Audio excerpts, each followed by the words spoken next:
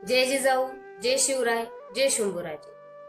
आज आपल्या वाचनाचा चौथा दिवस. आज आपण अध्याय पहिला बिलामत मधील भाग 4 वाचन करणार आहोत. चला तर मग आपण आपल्या वाचनाला सुरुवात करू. तिन्ही सांजेचा भिरभिर वारा वाहत होता. शंभूराजांच्या वाड्यामागे एक छोटासा बाग होता. शंभू आणि येसुबाईंच्या संसारासोबतच हा बागही फुलारत गेला होता. तिथेच एक जुनाट उंबर आणि वेळूचे बन होते. त्या वृक्षाच्या भल्या मोठ्या फांदीला एक पितळी कड्यांचा झोपाळा बांधला गेला होता. त्यावर युवराज आणि युवराजनी शिळोबाच्या गप्पा मारत होते. समोर पाळीव हरणांची पाडसे बागडत होती. मधूनच फांदीवरून एखादे उंबर फळ खाली टपकत गळायचे. युवराजींना असा निवांतपणा बऱ्याच दिवसांनी लाभला होता. येसुबाई युवराजांचा अंदाज घेत बोलल्या, आम्ही एक बोलावं का? जशी आपली इच्छा युवराजनी. येसुबाई काहीशा गंभीर होत बोलल्या, राजा हा सर्वाधिकारी असतो. राजेच्छा म्हणजे अंतिम हुकूमच. आपल्या राज्यातील प्रत्येक उत्तम सुंदर वस्तूवर आणि व्यक्तीवर त्याचा अधिकारच असतो. त्यामुळेच राज्यातील एखादी तरुणी जवान पोर मनात भरली की तो तिला गाईगुरांसारखी केव्हाही पळवून आपल्या जनानखान्यात जकडून ठेवायला मुख्य तयार असतो नाही का? काय बोलत आहात आपण हे येसू? हे असे नागवे अत्याचार फक्त मोगलांच्या आणि सुलतानांच्या आमदानीतच घडू शकतात, शिवाजीराजांच्या स्वराज्यात नाही. युवराज, खरेच सांगता की काय आपण? हसता हसता येसुबाईंच्या डोळ्यातील भावल्या कठोर झाल्या. तर मग युवराज, प्रत्यक्ष शिवपुत्र संभाजीराजांच्या हातून असा अत्याचार का घडावा? कोणता अत्याचार? अण्णाजी दत्तो प्रभुनिकर म्हणजे शिवरायांचे एक आधारस्तंभ. त्यांच्या लाडक्या लेकीवर, हंसावर अत्याचार करून आपण कोणता पराक्रम सिद्ध केला? येसू, काय काय बोलता आहात आपण? शंभूराजे व्यतीत झाले. लोक जेवढं आणि जसं बोलतात तेच फक्त ऐकवलं तुम्हाला. संभाजीराजांसारखा शीघ्रकोपी पुरुष सुद्धा येसुबाईच्या या अचानक हल्ल्याने गांगरून गेला. रायगडाच्या परिसरात एकेकाळी तो दरारा, दहशत आणि आदर शिवरायांच्या मातेच्या, जिजाऊ साहेबांच्या शब्दांना होता. तोच वसा येसुबाईंकडे आपोआप चालत आला होता. शंभूराजांपेक्षा त्या 1-1.5 वर्षांनी लहान असतील, परंतु त्यांच्या कर्तव्यदक्ष, स्नेहमय आणि सर्वसमावेशक व्यक्तिमत्वाने एक वेगळी उंची गाठली होती. म्हणूनच उंच उभट चेहऱ्याच्या, देखण्या नाकसरीच्या, झुपकेदार नथ घातलेल्या, चवळीच्या शेंगेसारख्या सडपातळ बांध्याच्या तरुण उत्साही येसुबाई ह्या रायगडवरच्या राणीवाशात एक आकर्षण बिंदू ठरल्या होत्या. शंभूराजांच्या सोयराबाईंसह अनेक माता तिथे राहत होत्या, परंतु येसुबाईंसारखा असा चमकदारपणा आणि आदर कोणाच्याच व्यक्तिमत्वाला लाभला नव्हता. संगमेश्वर नगरीजवळच काही कोसांच्या अंतरावर आत एका डोंगरदरीत शृंगारपूर वसले होते. तिथले सूर्यराव सुर्वे हे स्वतःला शृंगारपूरचे शहेनशाह मानायचे. त्यांचे वागणेही तसेच बेदरकार. त्यांच्या कब्जात दाभोळ आणि संगमेश्वर ही मोठी बंदरे होती. सुमारे 100भर मोठी जहाजे सूर्यरावाने बांधून घेतली होती किंवा चाचेगिरीतून हस्तगत केली होती. त्यामुळेच रत्नागिरी, दाभोळ ते हरिहरेश्वरापर्यंत दयावर त्यांची हुकूमत चालायची. विशेषत मक्का मदिनेला जाणाऱ्या यात्रेकरूंना आणि परदेशी जहाजांना लुटणे आणि संपत्ती गडप करणे हा सूर्यरावांचा मुख्य उद्योग होता. तेच सूर्यराव म्हणजे येसुबाईंचे मातुल आजोबा. येसुबाईंचे पिता पिलाजी शिर्के एक प्रमुख सरदार म्हणून सूर्यरावांच्या दरबारात सेवा करत असत. ते तिथल्याच जवळपासच्या कुटेर गावचे रहिवासी. पिलाजीराव शिर्केही शिवाजीराजांचा पराक्रम कैक वर्षापासून ऐकून होते.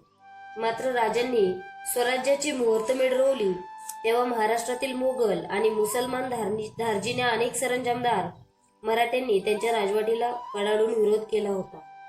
हे तथाकथित सरंजामदार एकीकडे परक्यांचे जोडे पुसायचे आणि स्वतःला मात्र जातकुळीने शिवरायांपेक्षा श्रेष्ठ मानायचे. सूर्यरावही त्याच जातीकुळीतले होते. त्यांचा शिवद्वेष इतका परकोटीचा होता की थोरल्या महाराजांच्या विरोधात ते ऐनवेळी जावळीकर मोऱ्यांना जाऊन मिळाले होते. राजांच्या विरोधात लढले होते. पुढे सिद्धी जोहरने जेव्हा पन्हाळ्याला वेढा दिला होता तेव्हाही हेच सूर्यराव जोहरच्या मदतीला धावून गेले होते. काही वर्षांमागे शिवाजीराजे तळकोकणच्या मोहिमेवर गेले होते. तेव्हा सूर्यरावांना पूर्वीचे गुन्हे माफ करून त्यांनी एक सुधारण्याची संधी दिली होती. परंतु आपल्या उपजत स्वभावाप्रमाणे सूर्यराव त्यांच्यावर सापासारखे उलटले. त्यांनी शिवरायांच्या पथकांना कमालीचा त्रास दिलाच, परंतु खुद्द छत्रपतींनी त्यांना पाचारण करून सुद्धा ते महाराजांपुढे पालवणला हजर झाले नाहीत. त्या स्वराज्यद्रोहामुळे शिवाजीराजे अक्षरशः संतापून गेले. एकदा या प्रकरणाचा निकाल लावायचाच या इराद्याने राजे शृंगारपुरावर चालून गेले. ही खबर समजताच आपली राजधानी सोडून सूर्यरावांनी बाजूच्या अरण्यात पोबारा केला होता. सूर्यरावांच्या गद्दारीने संतापलेल्या शिवाजीराजांनी त्यांचे सिंहासन लाथेने उडवून दिले. संयमाचा बांध फुटला होता. महाराज शृंगारपुरावर छापा घालत होते. सुर्व्यांची संपत्ती जप्त करत होते. तेव्हा 6-7 वर्षांची छोटीशी येसू कधी गवाक्षातून तर कधी पडद्याआडून थोरल्या महाराजांकडे आदरयुक्त भीतीने पाहत होती. आपले आजोबा पळून गेल्याचे ऐकून तिला खूप वाईट वाटले होते. परंतु तिचे पिता पिलाजी शिर्के मात्र धैर्याने तिथेच थांबून होते. सुर्व्यांच्या संपत्तीची मोजदाद चालू होती. स्वार, सेवक, तेथील सोन्या चांदीची मोठी भांडी, डोईभर उंचीच्या समया, अनेक नक्षीदार हांडे असे सामान सुमान बांधत होते. तेव्हा महाराज तिथे पाहणी करत आले. त्या चककत्या समया, ती स्वच्छ सुंदर सोन्या चांदीची भांडी पाहून महाराज चमकले. ते बोलले, अशी संपत्ती काय राजवाड्यातून खचाखच भरून ठेवलेली आढळते. मात्र अशी स्वच्छता, ही सुंदर सुबक मांडणी एखाद्या जाणत्या स्त्रीच्या देखरेखीशिवाय होणे शक्य नाही. महाराज, ही सारी जादू आमच्या कन्येची, येसूची आहे, पिलाजीराव बोलले. महाराजांनी दुसऱ्या एका दालनात प्रवेश केला. तेव्हा नोकर चाकरांना सूचना देणारी चिमुरडी येसू त्यांना दिसली. ती तिथे एकटीत उभी होती. काच सामान बांधताना कशी काळजी घ्यावी, उंची सामानांची बांधणावळ कशी असावी, अशा सूचना नोकरांना ती देत होती.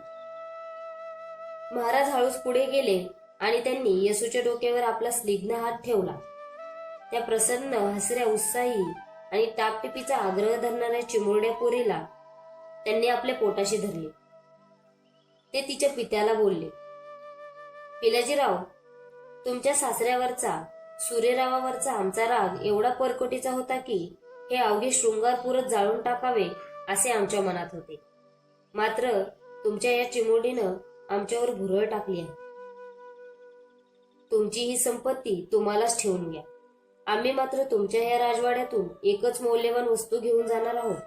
राजांच्या उद्गारांनी संत्रस्त पिलाजीरावांना गुढ धक्का बसला.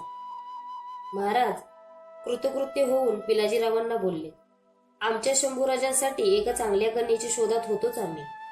अशी सुरेख, कर्तव्यदक्ष पोर आम्हाला दुसरे कुठे लावावी. पिलाजीरावांना हुंदका फुटला. त्यांनी पटकन महाराजांचे पाय धरले. ते बोलले, महाराज, आम्ही पराभूत, त्यात स्वराज्यद्रोही. कशाला आमच्या लेकीला एवढं थोरपण देत आहात? तुमच्या शंभूसाठी अशा अनेक मुली मिळतील की नाही पिलाजीराव? घरातल्या एखाद्या भांड्यावर एवढासा डाग पडला तर जिचा जीव थोडा थोडा होतो, ती पोर उद्या गृहलक्ष्मी म्हणून आमच्या प्रासादात येईल तर तिच्या पावलांनी आमच्या राजमंदिराचे खऱ्याखुऱ्या मंदिरात रूपांतर होईल. त्या 2-3 दिवसातच खूपच घडामोडी घडली. शिवाजीराजांनी येसूबाई आणि शंभूराजे यांचा विवाह निश्चित केलाच, पण पिलाजीरावांच्या आणि विशेषत त्यांच्या घरातील संस्काराच्या प्रेमात ते इतके पडले की राजांनी आपली कन्या नानीबाई उर्फ राजकुंवर हिचाही वांगनिश्चय पिलाजीचा पुत्र गणोजी यांच्याशी पक्का केला. सूर्यरावांच्या उर्मट स्वभावाचा आणि स्वच्छंद वृत्तीचा प्रभाव पिलाजीरावांनी स्वतःवर पडू दिला नव्हता. त्यांच्या पुढाकारानेच आडवाटेवरचे शृंगारपराचे रूपांतर महाराष्ट्रातील एका अव्वल विद्यानगरीमध्ये झाले होते.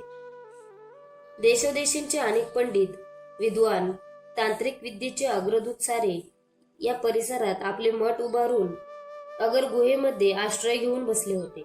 पिलाजीरावांनी केशव पंडित आणि रघुनाथ पंडित या 2 विद्वान ब्राह्मणांची शिकवणी आपल्या मुलांना लावली होती. मात्र गणोजीपेक्षाही शिक्षणाची ओढ येसूबाईंनाच अधिक होती. कर्तव्यदक्ष पिल्लाजीरावांनी हिऱ्या माणकांनी भरलेल्या गोणी हुंडा म्हणून रायगडाकडे पाठवल्या नव्हत्या. मात्र केशव पंडित आणि रघुनाथ पंडित या बंधुद्यांना ते सासरी नांदायला निघालेल्या येसू समवेत पाठवायला विसरले नव्हते. रायगडावरील पाठशाळा सुरू झाली. इतर मुलांसोबत छोटी येसू आणि शंभूराजे एका वेळी पाठ शिकत होते.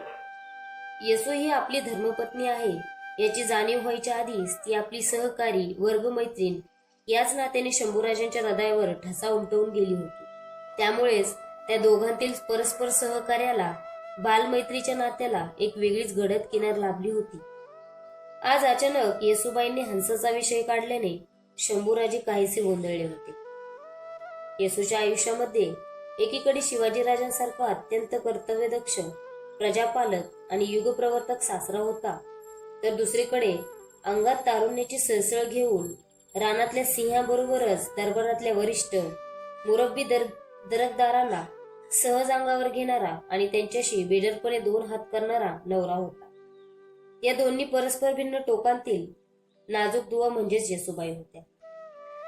त्यांच्याऐवजी हंसाचा विषय शंभूराजांसमोर अन्य कोणी काढला असता तर त्यांनी एक ठोसा मारून त्याची बचाई त्याच्या हातावर ठेवून दिली असती. परंतु येसूबाईंच्या राजवाड्यातील आणि शंभूराजांच्या हृदयातील स्थान काही वेगळेच होते. त्यामुळेच ते गोंधळलेल्या स्थितीत उठले आणि येरझाऱ्या घालत हातवारे करत बोलले, युवराजनी, आपण कसे विसरता? अहो, आम्ही युवराज आहोत. समजा एखादी युवती आमच्या मनामध्ये भरली तर सरळ तिला विवाहबद्ध होऊ. आणखी एखाद्या राणीसाठी महाल बांधायला रायगडावर जागा अपुरी पडते की काय आम्हाला? परंतु युवराज, हंसा ही अण्णाजी पंतांची कन्या होती, कोणाचीही असो. परंतु सुंदर स्त्रियांची नावे आमच्या नावासमोर चिकटवायचा इथे लोकांना शोकच जडला आहे. येसूबाई खुदकन हसल्या. आपला हसू आवरत पण मोठ्या अभिमानाने सांगू लागल्या, स्वामींच्या सौंदर्याची तारीफ आणि वाहवा करणाऱ्या एकाहून एक अशा कथा आजकाल आम्हाला ऐकायला मिळतात. परवा रायप्पा आणि ज्योत्याजी दोघंही सांगत होते. काय, स्वामींवर देवानं अशी सौंदर्याची उधळण केली आहे की आजकाल म्हणे स्वामी कुठे मोहिमेवर वा शिकारीवर असताना नदीकाठावर वा उघड्यावर कोठेही स्नान करत नाहीत. कारण राजांच्या गोऱ्या पान उघड्या देहाची भुरळ पडते आणि पाठवाट्यावर हंडेकळशा घेऊन आलेल्या तरुण मुली जागच्या जागी बेशुद्ध पडतात. असं चांगलं 3-4 वेळा घडलं. युवराजनी, आपलंही पतिराजावर चांगलं ध्यान दिसतं. तर स्वामींच्या देही कितीतरी चांगल्या गुणांचा समुच्चय आहे. तलवार असो व कलम, दोघीही स्वामींना वश. अगदी सपासप चालतात. दोघींचा इष्टमित्रात दरारा आणि वादी दुश्मनात दरारा. आणि सौंदर्याच्या बाबतीत पुसाल तर स्वारी जर चुकून माकून मदनदेवाच्या राजवाड्यासमोरून निघाली तर साक्षात मदनदेव आपल्या आसनावरून ताडकन उठतील. स्वामीचं बोट धरून त्यांना मोठ्या आदरानं आपल्या पंक्तीला बसवून युवराजांना सन्मान करतील. पण येसू, आम्हाला लाभलेल्या सौंदर्याचा हा ठेवाचाच आमच्यासाठी शाप ठरतो आहे. येसू, एक अस्सल म्हण ठाऊक आहे तुला? कोणती? मांजर सुद्धा शेजारची 9 घरं सोडून चोरी करतो. आम्ही तर रायगडाचे वारसदार, राजकुमार आहोत. इश्कबाजी करायचीच ठरवली तर राजाला काय कमी असते? सत्ताधीशांकडून फायदे उपटवण्यासाठी स्वतःच्या पत्नीचा, तरण्या लेकी बाळींचा हात पकडून पाठच्या दरवाजाने भेटणाऱ्या हलकट रांडोळ्या नामर्दांची संख्या जगात काय कमी असते? युवराज, आपण किती पाक दिलाचे आहात याची कल्पना आहे आम्हाला. म्हणूनच सांगतो, आमच्या अलौकिक सौंदर्याने जणू आम्हाला शाप दिला आहे. त्याचाच परिणाम म्हणून एकतर्फी प्रेमातून कोणी हंसा आमच्यासाठी वेडीपिशी झाली असेल तर त्यात आमचा दोष तरी काय? येसूबाई शंभूराजांकडे रोखून पाहू लागल्या. वाऱ्याची गती वाढली. झोपाळ्याच्या कड्या कुरकुरू लागल्या. त्याचवेळी मागच्या दरवाजाजवळ काही कामानिमित्त आलेली गुवधू उभी होती. हंसाचा विषय जेव्हा तिच्याही कानावर पडला तेव्हा ती तिथेच भिंतीला पालीसारखी चिपकली. कानात प्राण आणून पुढची शब्द ऐकू लागली. शंभूराजे त्याच ओघात पुढे सांगू लागले, येसू, त्या हंसाने जिथं तिथं आमचा नुसता पिच्छाच पुरवला होता. ती दिसायला देखणी अगदी एखाद्या चित्रासारखी, सुबक तितकीच सोज्वळही. अण्णाजी काकांची पोर म्हणून एवढीशी होती तेव्हापासून इथं राजवाड्यात बागडायची, खेळायची, अगदी आमच्या पाठुंगळीवरही बसायची. पोरी एकदा वयात आल्या की 3-4 वर्षातच त्या केवढ्याच्या केवढ्या दिसू लागतात. सुरवंटाचं रूपांतर फुलपाखरात कधी होतं हे कळतही नाही. त्यामुळेच थोर झालेल्या हंसाला मी टाळू लागलो. अण्णाजी पंत म्हणजे आमच्या आबासाहेबांसाठी थोरल्या भावासारखेच. म्हणजे पुढच्या परिणामांची कल्पना होती तर स्वामींना, आम्हालाच नव्हे तर अण्णाजी पंतांनाही हंसाच्या वेड्याचाराची कल्पना आली. म्हणून तर त्यांनी काही गर्दीने तिचं शुभमंगल उरकलं. लग्नानंतरच ती पाचाडला माहेरपणासाठी पहिल्यांदा परतली होती. जेव्हा तो वसंत पंचमीचा दुर्दैवी दिवस उजाडला तेव्हा दुपारी पलीकडच्या महालात श्रेया मुलींची गडबड उडाली होती. तिथं येसू तुम्हीही हजर होता. त्या साऱ्या गर्दीतून ही वेडी पोर बाहेर पडली. आम्ही आमच्या महालात काव्य लग्नात गडून गेलो होतो. कोणालाही आत सोडू नका असे पहारेकरांना हुकूम दिले होते.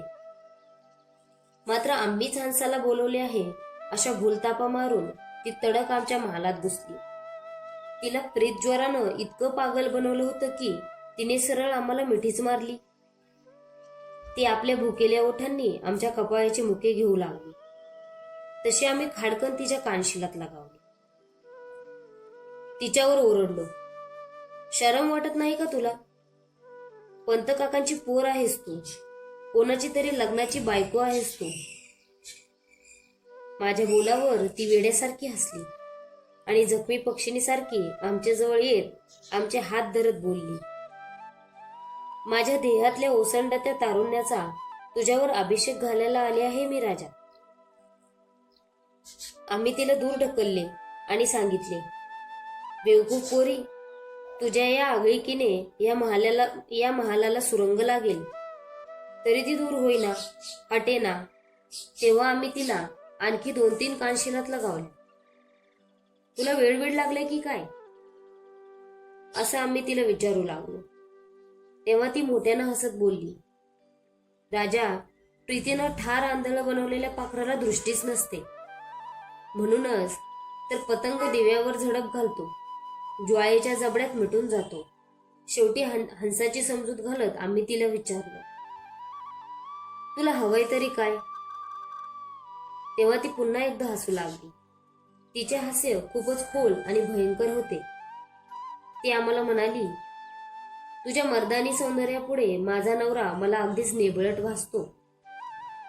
राजा, गेली 3 वर्षे मी मशालीसारखे रात्रंदिवस जळते आहे तुझ्यासाठी. फक्त एकदाच आलिंगन दे. ती काही केले आम्हाला सोडायला तयार नव्हती. तिने आमच्या कमरेभोवती एखाद्या मगरीसारखी घट्ट मिठी मारली होती. तिचा फोल आंधळेपणा, पंतांचे राजप्रासादाशी असलेले नातं हे सारं तिला परोपरीने समजवण्याचा प्रयत्न केला. असल्या तुझ्या बेफामपणाला बेधुंदीला आम्ही बळी पडणार नाही हेही निक्षून सांगितलं. माझा एक ठोसा तर तिच्या जिवारी लागला होता. तिच्या दातातून रक्त गळत होतं आणि तिच्या ओठाचा कोपरा सुजला होता. आमचा ठाम नकार पाहून ती खूपच दुःखी आणि जखमी झाल्याचं आम्हाला दिसलं. आमच्या महालातून बाहेर पडताना तिच्या लालेलाल डोळ्यातून आसवांची झड लागली होती. आमच्याकडे पाहून डोळे गरगर फिरवत ती इतकेच म्हणाली, राजा, तुझ्या होकाराची फक्त 3च दिवस वाट बघेन, नाहीतर 4थ्या दिवशी तू माझा मुर्दा पाहशील. आमच्या महालातून हंसा तडक बाहेर पडली. तेव्हा सोहळ्यातून आपल्या पोरीचा शोध घेत आलेल्या पंतकाकोंनी आमच्या दाराकातून विस्कटलेल्या वस्त्रानं बाहेर पडलेली हंसा पाहिली. मात्र स्वजनांशी प्रतारणा न करण्याच्या कल्पनेनं पेटलेलं आमचं मन कोणालाच दिसलं नव्हतं. घडलेला प्रसंग आम्ही कोणत्या तोंडानं येसुराने तुम्हाला, अगर आबासाहेबांना किंवा आमच्या पंतकाकांना ऐकवणार होतो? शिवाय भविष्यात असे काय अघटित घडेल याचीही आम्हाला कल्पना नव्हती. 4-5 दिवसातच पाचाडच्या विहिरीत लोकांनी हंसाचा मृतदेह पाहिल्याची वार्ता आमच्या कानावर आली. तेव्हा आमची वाचाच बसली. तारुण्याच्या बेहोशीत आणि प्रीतीच्या बेदरकारीत उडी घेऊन हंसासारखी सासूरवाशीन सहज निघून गेली. मात्र आमच्या हातून न घडलेल्या गुन्ह्यासाठी आमच्या काळजावर आरोपाच्या आणि बदनामीच्या डागण्या देत आमच्या कल्पित इश्कबाजीच्या कथा चवीनं हे दृष्ट जग रंगत बसलं आहे आणि बसेल.